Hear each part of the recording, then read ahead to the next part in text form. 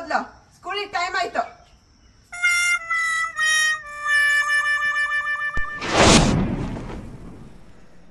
Mobile ನೋಡೋದ್ ಬಿಟ್ಟು ಅವಳಿಗೆ ತಿನ್ಸ್ರಿ ಮೊದಲು.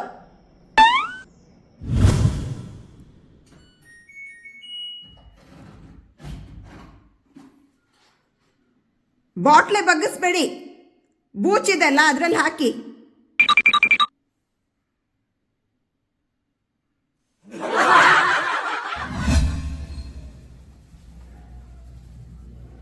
ಹಾಸಿಗೆ ಮೇಲೆ ಟವಲ್ ಹಾಕಬೇಡಿ.